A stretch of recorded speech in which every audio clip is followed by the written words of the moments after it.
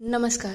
आजच्या एपिसोडला जर मी शॉर्टमध्ये एक्सप्लेन करायला जाऊ तर इंदुमती वल्लरीसमोर सगळ्या गोष्टी एक्सप्लेन करते की काय झालं होतं सेशनमध्ये, ती नर्मदा कशी झाली, वल्लरी कशी झाली. त्यानंतर तेजाचंच ही सत्य सांगणार आहे की तेजांच्या वडिलांची डेथ झाली आहे. हे सगळं ऐकल्यानंतर वल्लरीची अवस्था खराब होईल आणि या सगळ्यानंतर अनुज आणि बाकी सगळे तिला धीर देतात. इकडे प्रेरणा घरी येणार असते तेव्हा लाली तिच्यावरती वार करणार आहे. चला बघूया डिटेलमध्ये आजच्या एपिसोडमध्ये काय काय घडले. नमस्कार. आजच्या भागात आपण बघणार आहोत इकडे वल्लरी काही ऐकतच नसते.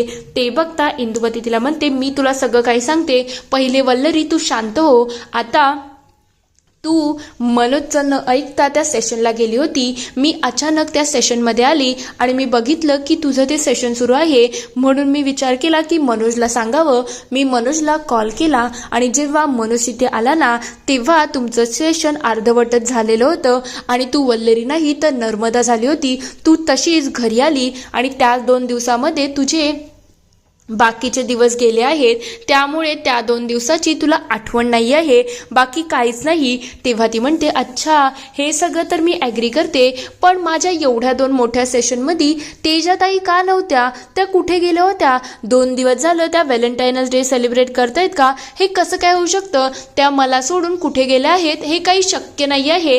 काहीतरी घडलं आहे जे तुम्ही माझ्यापासून लपवत आहात. मला खरं खरं सांगा. तेव्हा मनोज तिला पुरेपूर समजवण्याचा प्रयत्न करत असतो पण वल्लरी काही ऐकण्याच्या मनस्थितीत दिसत नसते. तेव्हा इंदुमती म्हणते शांत हो वल्लरी, मी तुला सांगते काय झालं आहे.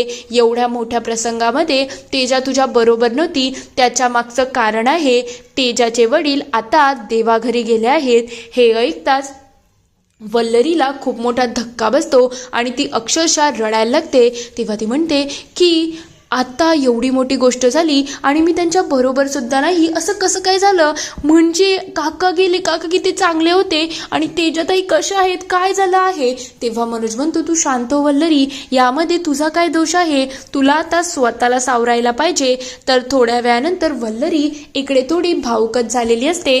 तेवढ्यात मनोज तिथे येतो आणि म्हणायला लागतो वल्लरी आता या गोष्टीमुळे तू रडू नकोस ग, जे झालं ते झालं. आता तुला तेजाताईंचा विचार करायला पाहिजे.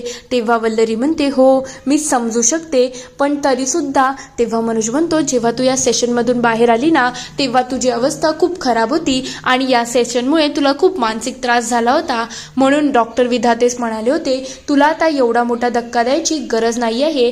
त्याचमुळे आम्ही तुझ्यापासून या सगळ्या गोष्टी लपवून ठेवल्या. खरंच माझ्याकडून चूक झाली, सॉरी. तेव्हा वल्लरी म्हणते तुम्ही सॉरी नका बोलू हो, तुमचा याच्यामध्ये काहीच दोष नाही आहे.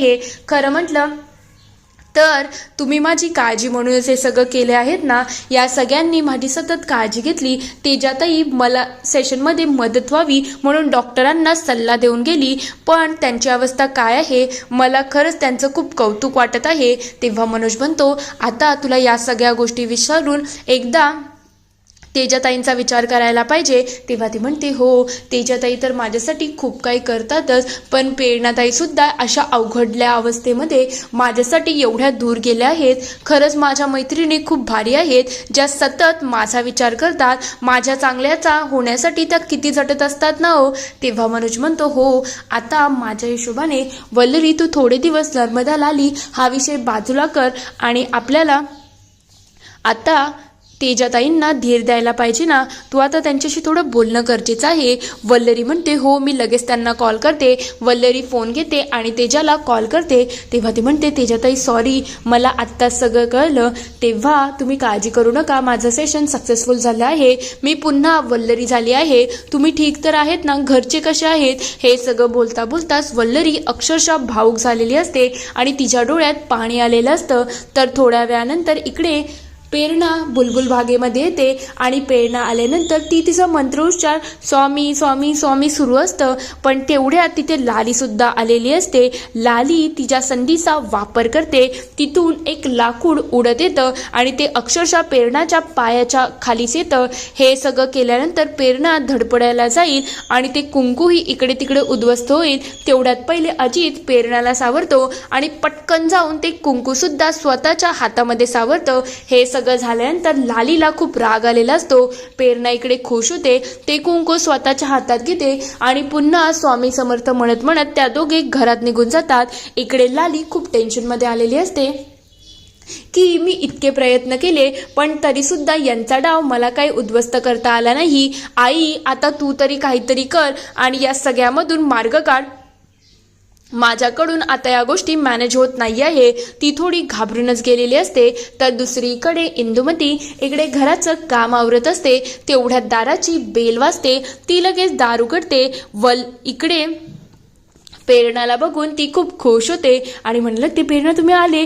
खरं म्हटलं तुम्हाला बघून मला खूप आनंद होत आहे. प्रेरणाच्या मनावरती खूप अशा भावना आलेल्या असतात. ती जसं दाराच्या आतमध्ये पाय ठेवते तसंच ती मंत्रोपचार बंद करते आणि ती तिच्या कामाला लागते. इकडे अजित सुद्धा खूप खुश झालेला असतो. प्रेरणा लगेच देवाऱ्याच्या जवळ जाते. देवापुढे ते कुंकू ठेवते आणि नमस्कार करते. तेवढ्यात इंदुमती म्हणायला लागते, अगं वल्लरी, मनोज दोघं या प्रेरणा आणि अजित वापस आले आहेत. ते बघता लगेच वल्लरी तिला मिठी मारते आणि म्हणायला लागते, प्रेरणाताई तुम्ही माझ्यासाठी किती करताय ना हो. एवढ्या अवघडल्या अवस्थेमध्ये सुद्धा तुम्ही एवढ्या दूर गेला. खरंच माझ्याकडून किती चूक झाली आहे ना. मी तुमच्यासाठी किती त्रास देते ना. तेव्हा प्रेरणा म्हणायला लागते, काय त्रास देते ग, तू आमच्यासाठी किती काय केलं आहे. मग त्या बदल्यात हे सगळं करणं तर बनतं ना. आणि तू तर आमची आहेस ना. मग आपल्या माणसासाठी एवढं करणं तर येतं. वल्लरी असं परक्यासारखं वागू नको. तेव्हा ती म्हणते, खरंच ताई तुम्ही खूप केलं आहे. प्रेरणाताई खरंच तुमचे उपकार किती मानावे काही कळतच नाही. तेवढ्या इंदुमती म्हणायला लागते, खरंच वल्लरी बोलते ते बरोबर आहे. तू अशा अवघडल्या अवस्थेमध्ये एवढ्या दूर गेली, तेही वल्लरीसाठी. तुझं कौतुक करावं तेवढंच कमी. तेव्हा वल्लरी म्हणायला लागते, काय हो ताई तुम्ही तर ठीक आहात ना. पिल्लू ठीक आहे ना. सगळं व्यवस्थित ना. तेव्हा ती म्हणते, हो सगळं व्यवस्थित आहे. तेवढ्यात अजित म्हणायला लागतो, मी बरोबर होतो ना. म्हणून तर सगळ्या गोष्टी खूप शांत आणि खूप मस्त झाल्या. तेव्हा ती सांगायला लागते, तुला माहिती आहे का बाळाची वाढ सुद्धा झाली आहे आणि प्रवासामध्ये आम्हाला कोणतीच दगदग झाली नाही. तेव्हा वल्लरी म्हणते, खरंच ताई तुमचे उपकार मानावे तेवढे कमीच आहेत. मी कसे सगळे तुमचे उपकार फेडणार आहे. तेव्हा प्रेरणा म्हणते, कसले उपकार ग, तू माझ्यासाठी किती काय केलं आहे आणि मैत्रीण म्हणून मला एवढं करणं बनतंच आणि तेच मी केलं आहे. यामध्ये काही उपकाराची भावना नाही आहे आणि तू परक्यासारखी बिलकुल वागू नको. तुला माहिती आहे का तेजा मला सतत कॉल करत होती. तिला माहिती आहे माझं मौन व्रत आहे तरीही ती माझी काळजी करायची काही सोडत नव्हती. बाळाला काय पाहिजे कसं नाही सगळं काही विचारत होती. आणि आता मी इथे आली आहे तर तेजा कुठे गेली. तेजाचा काही पत्त्याच लागत नाही. तेव्हा वल्लरी तिला सांगते की तेजांचे वडील एक्सपायर झाले आहेत म्हणजे त्यांची डेथ झाली आहे. हे ऐकल्यानंतर तिलाही खूप मोठाच धक्का लागलेला असतो. तर थोड्या वेळानंतर त्या दोघी विचार करतात, काय झालं आहे म्हणजे मला काहीच कळत नाही. अचानक एवढ्या सगळ्या गोष्टी घडताय. तेव्हा वल्लरी म्हणते, मी माझ्या गोष्टीमध्ये एवढी बिझी झाली होती ना की मला कोणाकडे लक्षच देता आलं नाही. तेव्हा प्रेरणा म्हणते, थांब जरा मी एकदा तिला कॉल करते. तेव्हा वल्लरी तिला अडवते आणि म्हणते, शांत व्हा, तुम्ही आत्ता त्यांना कॉल करू नका, त्या थोड्या आता डिस्टर्बच आहेत. तेव्हा ती म्हणते, आज ना उद्या मला तेजाला सामोरं तर जायलाच लागेल आणि तेव्हा आम्ही तिला कसं तोंड देईल. तिच्या अशा अवघडलेल्या अवस्थेमध्ये मी तिच्या बरोबर नव्हती. तिला किती वाईट वाटत असेल की तिच्याजवळ एकही मैत्रीण नाही आहे. मला खरंच तिच्याबद्दल खूप वाईट वाटत आहे. तिच्यासाठी आपल्याला काहीतरी करायला पाहिजे. तेव्हा वल्लरी म्हणते, हो मी सगळं समजते पण आता आपल्याला थोडं धीराने घ्यायला लागेल. तुम्ही प्रेग्नेंट आहात ताई, तुम्हाला तुमच्या बाळाची आणि स्वतःची खूप जास्त काळजी घ्यायची आहे हे सुद्धा आठवण ठेवा. तेव्हा ती म्हणते, हो ग, आता मला तेच टेन्शन आलं आहे की तेजा दुःखातून कशी बाहेर निघेल. इथे हा एपिसोड संपतो. पुढील भागात आपण बघणार आहोत अण्णा लालीच्या चित्रावरती कुंकू टाकतात आणि म्हणायला लागतात, आता आपण सुरुवात तर केली आहे. या कुंकुवामुळे ते त्यांचं आणि वल्लरीचं रक्षण तर होईल. ते कुंकू जसंच टाकलं जातं तसंच तेवढ्यात तो फोटो पूर्णपणे जळायला लागतो. ते बघता अजित आणि अण्णा खूप घाबरून जातात की हे सगळं झालं तरी काय आहे. इकडे वल्लरी सांगत असते, एकदाच का तेजाताई आणि तुम्ही सगळे नॉर्मल झाले ना की मी पुन्हा माझ्या कामाला लागेल. तेव्हा प्रेरणा विचारते, कोणतं काम, आता काय राहिलंय तुझं बाकी. तेव्हा वल्लरी सांगते, नर्मदा आणि लालीच्या बाबतीत काय घडलं आहे हे काम अजून सुद्धा अपूर्ण आहे. मला ते लवकरात लवकर पूर्ण करायला पाहिजे आणि त्यांना न्याय मिळवून द्यायला पाहिजे. तर दुसरीकडे अण्णा म्हणत असतात, आज जे झालं आहे ना ते जर पुन्हा पुन्हा झालं ना तर वल्लरीचा जीव धोक्यामध्ये असणार आहे. आपल्याला तिची थोडी काळजीच घ्यायला लागेल. हे सगळ्यांनी आठवण ठेवा आणि सगळ्यांनी यावेळेला सतर्क राहायला पाहिजे. इथे हा पूर्ण एपिसोड संपतो. आता खरंच अण्णा या सगळ्या गोष्टीतून मार्ग काढू शकतील की पुन्हा लाली आणि नर्मदा तिच्यावरती वार करतील. तुम्हाला काय वाटतं ते मला कमेंटमध्ये नक्की कळवा. व्हिडिओ आवडला असेल तर लाईक, शेअर, सबस्क्राईब करायला विसरू नका. Thank you for watching.